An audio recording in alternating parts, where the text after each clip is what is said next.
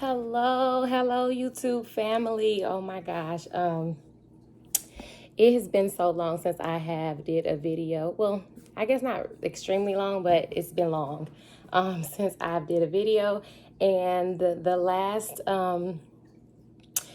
video that I did was our transfer video. So yeah, so we were super excited about our transfer. Our transfer was March 26th. March 26th, which was a week after my birthday. I had celebrated my birthday. Everything was fabulous. And I was super excited about the transfer. So obviously I had to come back on and give you guys results and updates of how that turned out. So first of all, shout out to all my new subscribers. Thank you guys for joining the AJs, the Julian family. And so a lot of our content right now is about our infertility journey and starting IVF, but we will be including more content soon. So thank you all to the new subscribers, everybody that subscribed to our channel has been following our journey, supporting us and encouraging us and praying with us. Thank you guys so much. It is greatly appreciated. This platform has definitely been extremely encouraging and helpful specifically for this journey. So anyway, back to our transfer day. So we had our transfer. We transferred one 4AA embryo. And unfortunately, I wish I can come on and say, guys, we're pregnant and we're expecting. It's hard, but unfortunately, our transfer was unsuccessful. Well, technically, it wasn't unsuccessful. Well, let me just give y'all the tea. So we had the transfer. My first beta was April 5th. So when I got the first call for my first beta number, it was extremely low. It was 32. So I was extremely cautious in terms of getting excited about the positives because I did test early. And you guys know we've been dealing with infertility for 10 years now. And so having not seen a positive, only negative pregnancy test for 10 years, I couldn't help but to test. And actually seeing a positive and the pregnancy test reading the word positive was like, you know, it was just super exciting. So I did test early. So I knew that we were pregnant. And so after receiving my first beta, I was a little discouraged because I'm like, oh my gosh, that is super low compared to numbers that I've seen and, you know, just different things that videos or whatever that I've seen in people's first beta. So I'm like, I couldn't really get excited. But my husband, Alex, of course, was like, it's a positive. Like, you know, they said it was positive. Anything over 5 is positive.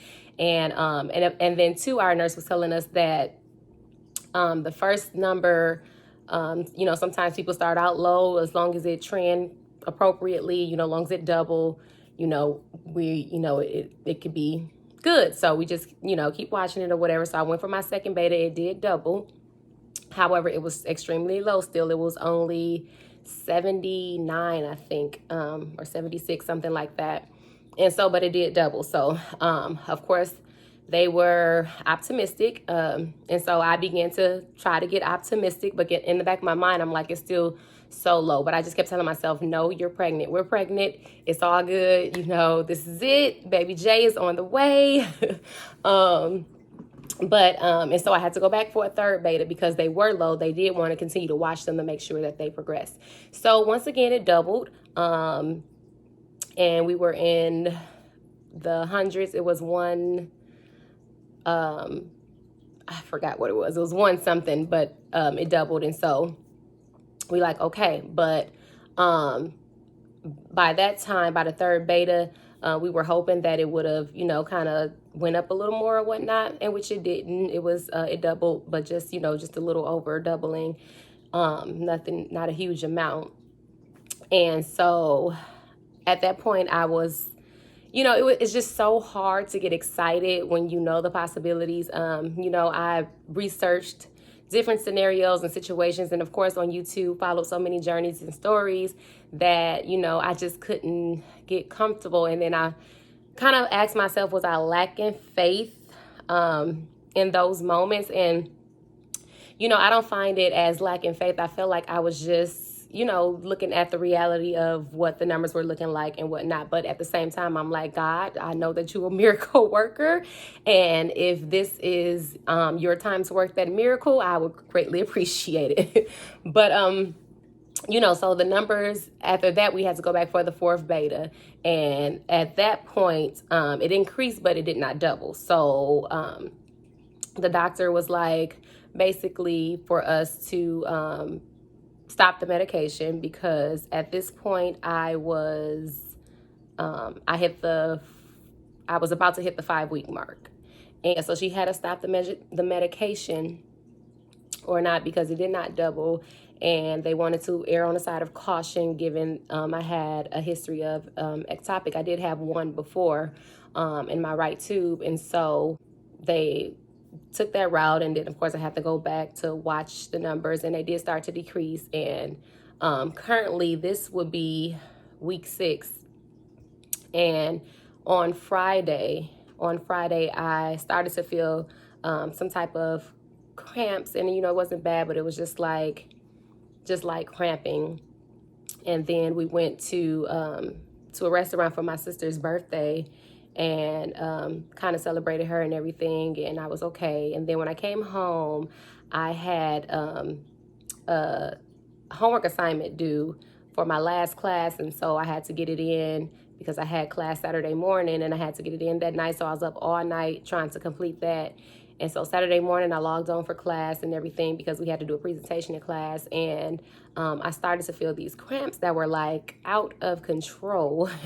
And I was like, okay, I've had an intense period, but this here, honey, this is something a little more intense. And so given my history of ectopic, I was kind of concerned, like, oh my God, that's the last thing that I wanted to happen. Obviously, I was in the mindset and kind of preparing for miscarriage or a chemical pregnancy, given that, they told us to stop the meds and the numbers started to decrease or whatnot. But the last thing I wanted to encounter was another topic. So I started to get a little concerned. I sent my professor a message in the chat, and I was just like, I'm going to have to log off, and kind of told him what was going on or whatever. And so he allowed me to do that. And so I just kind of laid down on the couch. And when I tell y'all, some cramps hit me, like, I was like, Jesus. Those were contractions. Like, God gave me my first introduction to what it's going to be like, when he do work this thing out.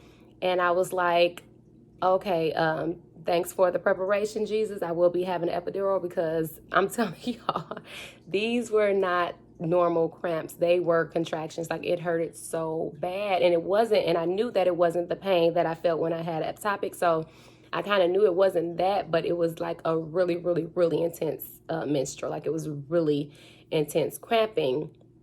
And then soon after, I started to bleed, and so everything like that. So I kind of knew what was happening and what was taking place. And so, and that was just on Friday. So today is Monday. And so I'm really still trying to process everything.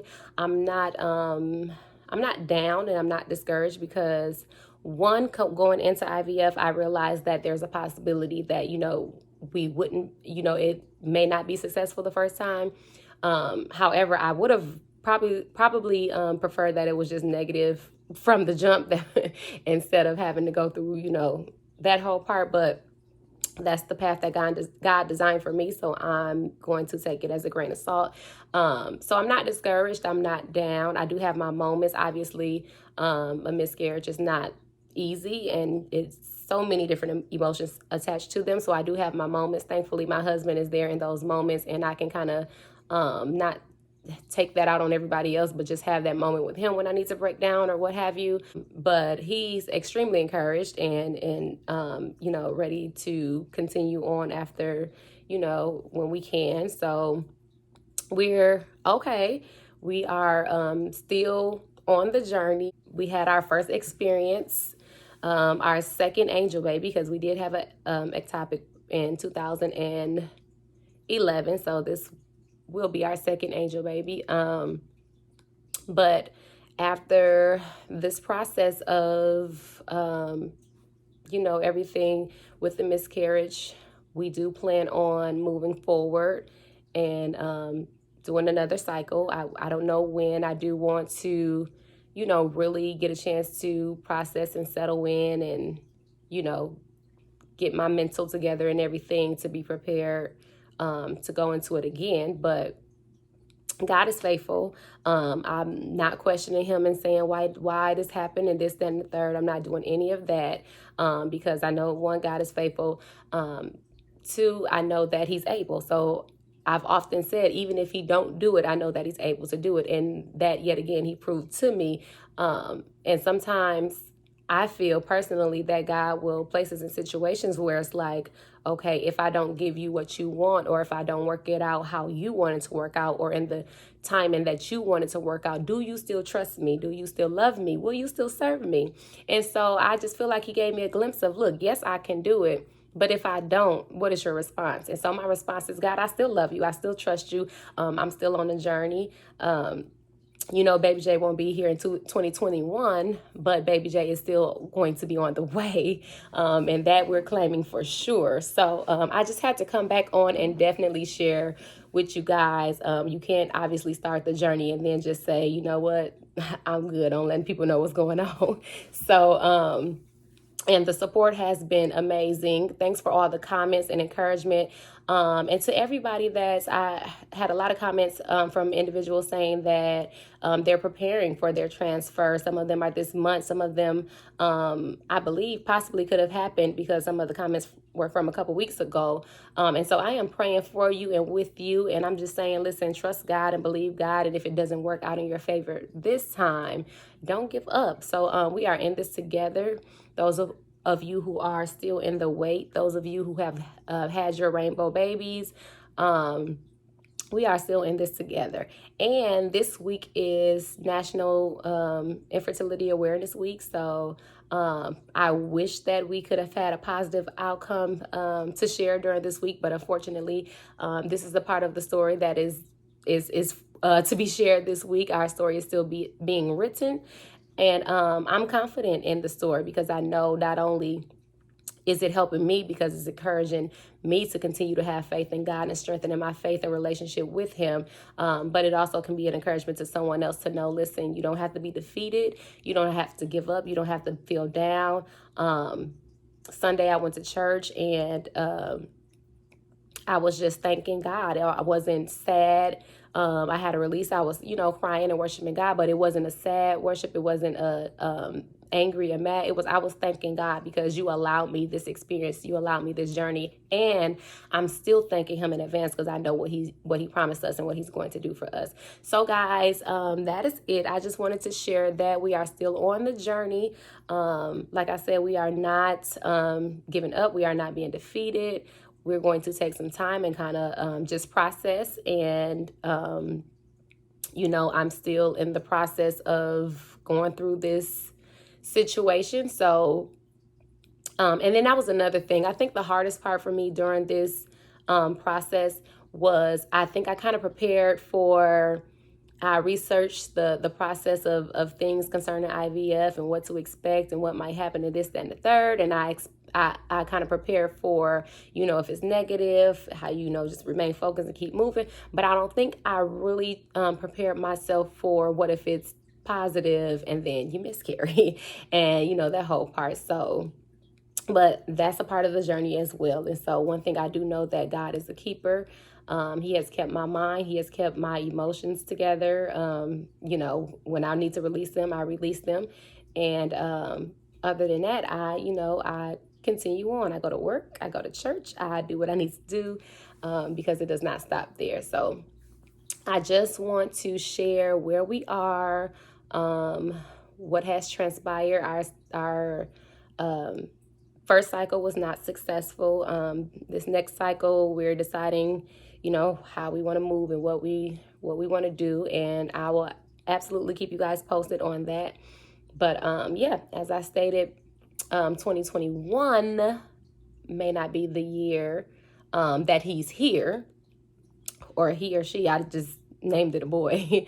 2021 may not be the year that Baby Jae is in the world, but I still believe that he will be conceived. I don't know why I keep saying he in 2021. And so I'm still believing this to be our year.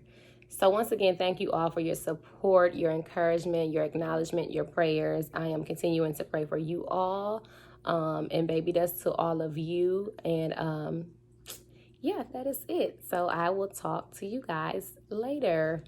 Bye.